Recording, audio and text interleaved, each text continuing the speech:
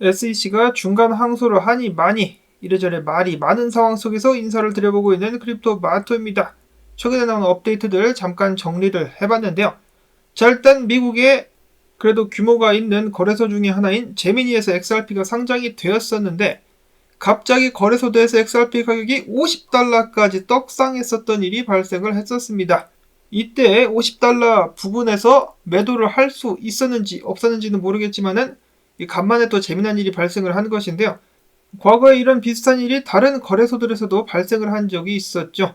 거래소에서 오류가 나서 그랬었던 적도 있었습니다만은 이번 경우 같은 경우는 XRP가 상장이 된 지 얼마 안 돼가지고 유동성이 부족해가지고 일시적으로 가격 변동성이 크게 나왔었다라고 하네요.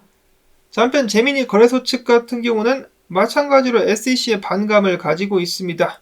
XRP를 재상장하게 되면서 이를 홍보하기 위해서 게리 겐슬러 및 SEC를 조롱하는 영상을 만들어서 올렸다라고 하는데요. 이 해당 조롱 영상 또 한번 봐야 되지 않겠습니까? 저작권 문제 때문에 음악은 틀 수 없겠지만은 한번 시청을 해주시기를 바랍니다.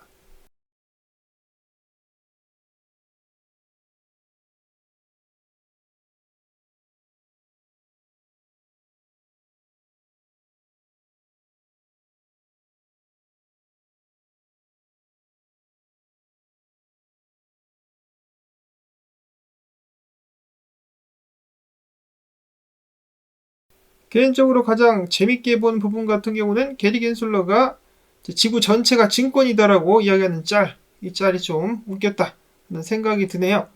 이 외에도 제미니 거래소 같은 경우는 XRP 파싯이라고 해가지고 이 제미니 거래소 사용자들에게 선착순으로다가 하루에 20개씩 XRP를 나눠주는 행사를 진행하고 있다라고 합니다. 이어서는 골치 아프지만 소송 이야기도 잠깐 살펴보도록 하겠습니다. 말이 많은데요.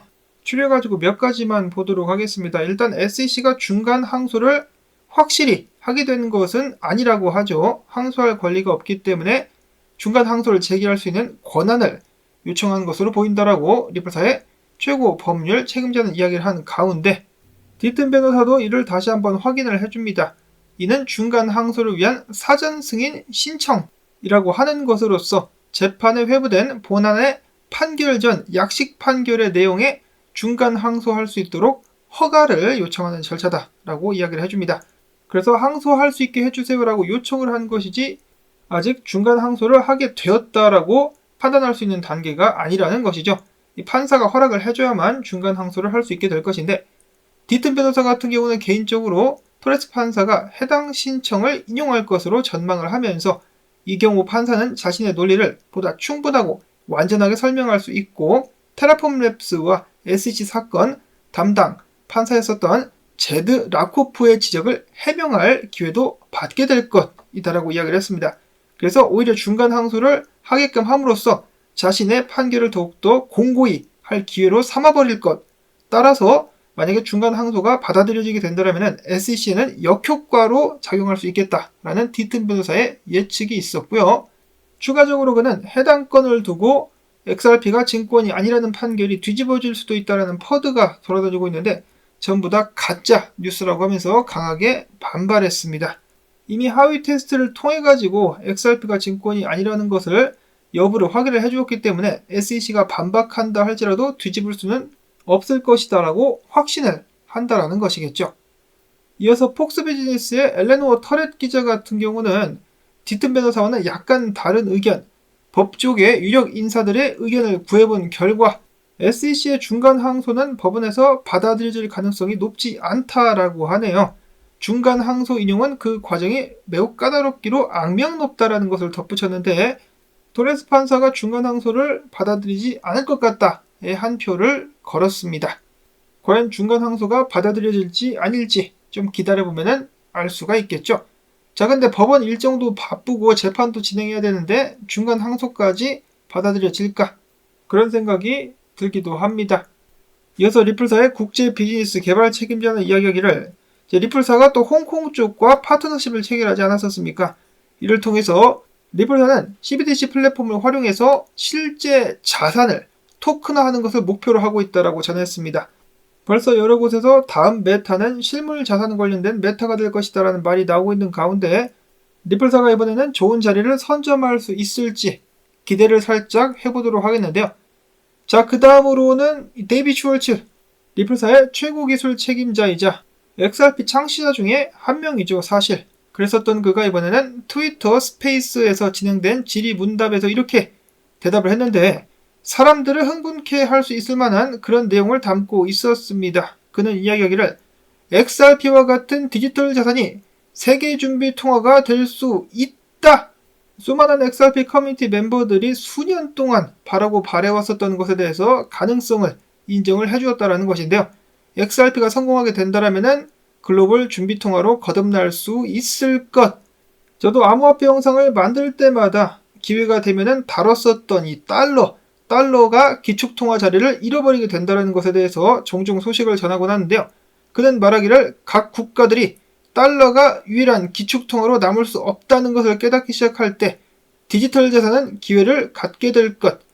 유럽, 러시아, 중국처럼 정치적 라이벌이 통제하지 않는 통화를 원하게 될 것.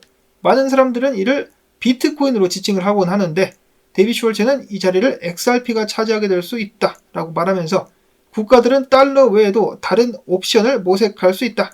XRP가 그 자리를 차지하면서 두 개의 세계준비 통화가 공존할 수 있게 될 것이라는 야심찬 발언을 했습니다.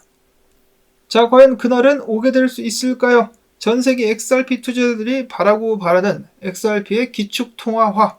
근데 솔직히 이런 발언을 하기에는 아직 좀 너무 이른 감이 없지 않나 라고 저는 조심스럽게 말씀을 드려봅니다.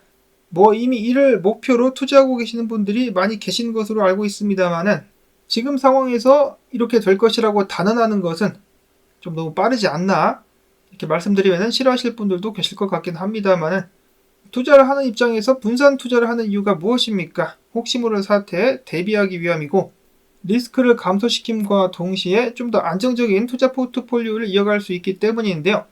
그리고 보험을 드는 것도 마찬가지죠. 혹시 모를 만일의 사태에 대비를 하는 것인데 XRP가 100% 성공할 것이다라고 완전하게 믿어버리는 것은 저는 위험하다라고 아직은 생각을 하고 있습니다. 많은 전문가들 이야기를 했다시피 XRP와 리플사가 실패할 가능성도 있기 때문이죠. 자, 물론 성공할 가능성도 높습니다. 이 부분에 대해서는 투자자들이 개개인 판단을 내려야 될 것 같은데 너무 막 세게 불이 붙어버리면은 맹목적으로 추앙하는 단계까지 갈 수가 있기 때문에 이런 부분은 좀 투자자들 입장에서 조심을 반드시 해야 된다라는 말씀을 드려보고 싶습니다. 자, 그리고 XRP가 리플사의 소유로서 500억 개가 조금 안 되는 물량이 에스크로에 아직도 묶여 있는데요. 이거부터 해결을 해야 되겠죠. 원래 한 4년 전 정도 해가지고 원래 리플사가 이 물량을 인도 사람들에게 에어드랍 한다라는 계획도 잠깐 가졌었던 적이 있었는데 철회가 되었습니다. 어떻게 해서든 이 물량을 전 세계에 효과적으로 살살 잘 풀어 나갈 수 있어야 될 것 같고요. 자, 그 다음에 비트코인 현물 ETF가 주목을 받으면서 XRP 커뮤니티 멤버들은 XRP ETF도 한번 나올 수 있지 않겠느냐라는 기대를 가져보고 있었다라고 하는데 자, 블룸버그의 ETF 전문가 제임스 세이파트 같은 경우는 가능성이 거의 전혀 없다. 개 풀 뜯어먹는 소리 하지 말라라고 강하게 반박을 했다라고 합니다. 왜냐? 지금 SEC와 리플 사이의 관계가 좋습니까? 좋지가 않죠. 그래서 SEC 집행부가 전체가 물갈이가 되지 않는 한 기대하지 않는 것이 좋으며 무엇보다 이를 추진할 발행사도 없다라고 이야기를 했습니다. 자, 근데 먼 미래에는 그렇게 될 수 있겠지만은 지금 일단은 힘들다. 특히 게리 겐세이 그리고 더 나아가서는 지금 현재 미국 정부부터 쫓아내야 되겠죠. 그 후에는 좀 가능성이 생길지 모르겠습니다. 자, 이렇게 해가지고 최근 나온 업데이트들 전해드릴 수가 있었는데요. 평안한 주말 보내실 수 있기를 바라고 언제나와 같이 도움이 되셨다면 수고했다는 의미로서 광고 한 편만이라도 마지막까지 틀어주기 부탁을 드리면서 저는 다음에 새로운 소식 가지고 인사를 드리도록 하겠습니다. 안녕히 계십시오.